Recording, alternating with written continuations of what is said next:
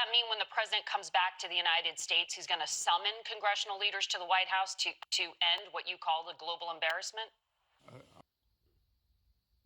Don't cry for me, Argentina. I can't tell if he's a superhero or a supervillain. Let's talk about him. I don't know what good it does to summon him to the White House.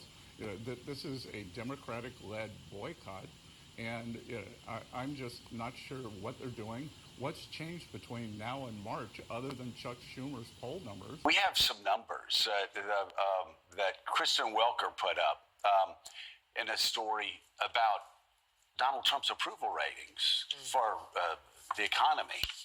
And most of them were below 40%. Yeah. Lowest numbers he's ever had. He's all over the world. You've got a government shutdown. You've got 1 in 4, 1 in 5 Americans who depend on food assistance, not going to get it. You have healthcare prices absolutely exploding. You still have concerns about inflation. You've got a $20 to $40 billion bailout of Argentina. So, hearing him talk, right, I have a lot of problems with what he's saying. I'm tired of people siding with the bully. In this case, this bully wants to raise your insurance premiums. The person standing up against the bully said, hey, don't do that. U.S.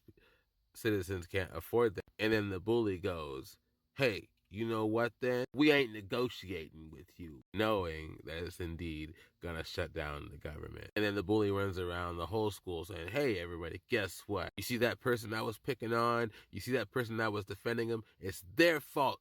You don't get any school lunch anymore. Even though they could just not raise the insurance premiums, they could just use at least the $5 to $8 billion they have in the reserves for just this kind of a situation, at least for the SNAP benefits. But that's not exactly what I wanted to talk about. I wanted to talk about Scott Bessent because I hear him saying these things, and I think you should know that this is the man responsible for the Argentinian $20 billion currency swap and potentially bringing more American money down there to help support the Argentinian peso. But why? Why would he do that when our country is suffering? You know, America first, right? This guy, right? How many of you are America first? How many of you voted for Trump because of being America first and knowing that this guy is the guy largely responsible for putting at least 20 billion, if not more? I hear it could even be 40 billion and then some. And I'm not even talking about the Argentinian beef that we're buying. That is the guy responsible for that. And he's telling you this, knowing they have all that money that they're putting down in Argentina and not to these soldiers, not to the SNAP benefits. What is going on? I'll tell you what's going on. Hedge funds, baby. Hedge funds, investors, volatile markets. What does that all mean, Travis? What does that all mean? Okay, so get this. Wait a minute. Think about the supervillain comment. So, investors, right? They might want to invest in the Argentinian economy, in the peso, even though they are very well known for defaulting. They are actually very much in debt. They're doing very bad down there. The president, Milei, he's trying to turn it around. But you might be wondering, why would investors want to invest in a country that is doing so terribly? And then the answer is very simple I don't like it kind of a way. High risk, high reward. It's a gamble. You invest in a country that's not doing too well, but if all of a sudden it goes very well, you've made it huge on your return. Huge. You buy a cheaper stock and you're really hoping that stock one day blows up enough where it's valued by a lot of money. It's a gamble, right?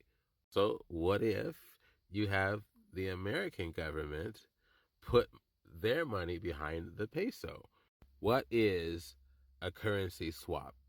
Bear with me.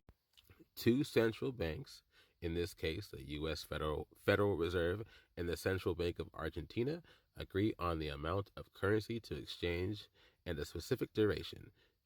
Example, 3 or 6 months. The swap.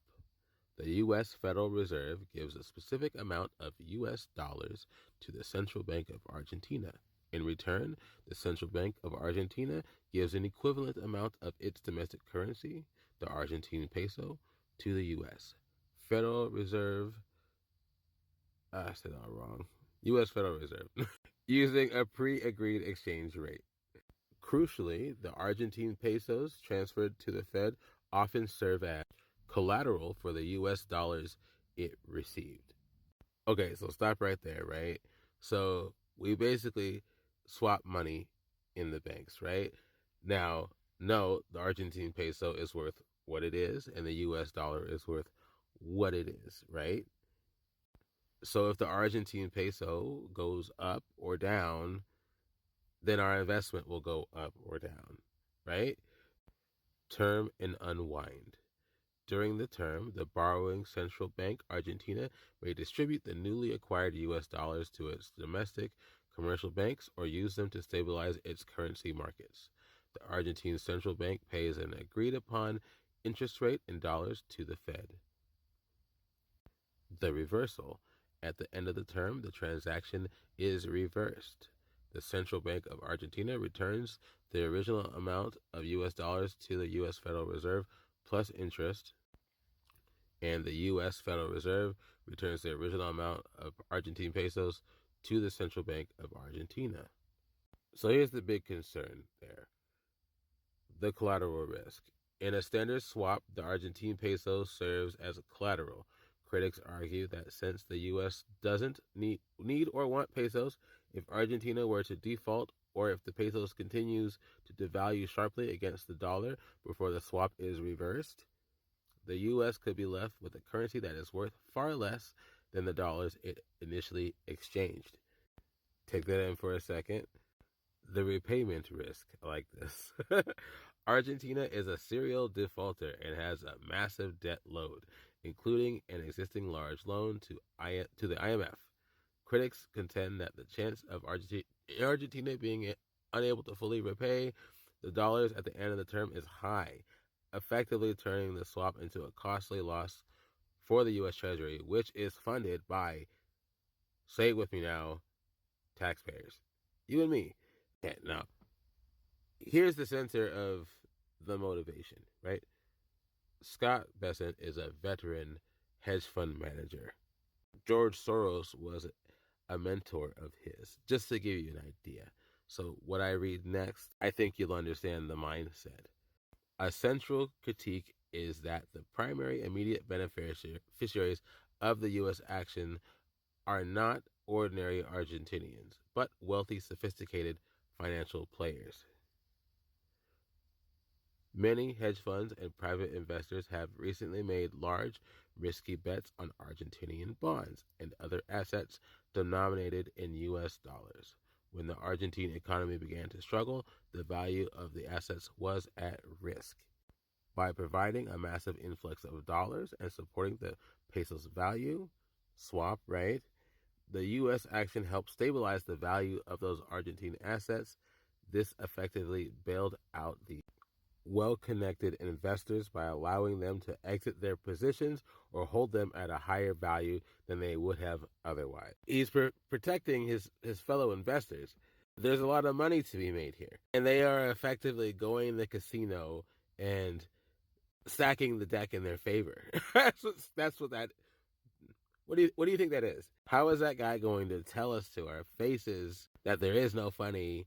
Funny. That is funny. There is no money, but there is, and they're putting it down in Argentina to protect investors that are willing to bet on the suffering of a people. Yeah, I don't know. Interesting. That's all. Interesting. But why listen to him? I want to know. Why do you think it's okay to side with a guy like that? Well, I maybe you didn't know, so there you go. But if you did, why side with that? Why be like, yeah, it's the Democrats' fault. Knowing what you just heard. Look it up if you don't believe me. I'm serious. Look it up. Oh, by the way, did you guys know that twice in 2025 he threatened to punch two different people in the face? One of them was Elon Musk. I don't know. I trust him. Okay. I'm done. Let me know what you think. Like and follow me if you like what I'm saying. If you really like what I'm saying, please do subscribe. And again, if you're going to talk about any topic, let me know. I will talk to you later.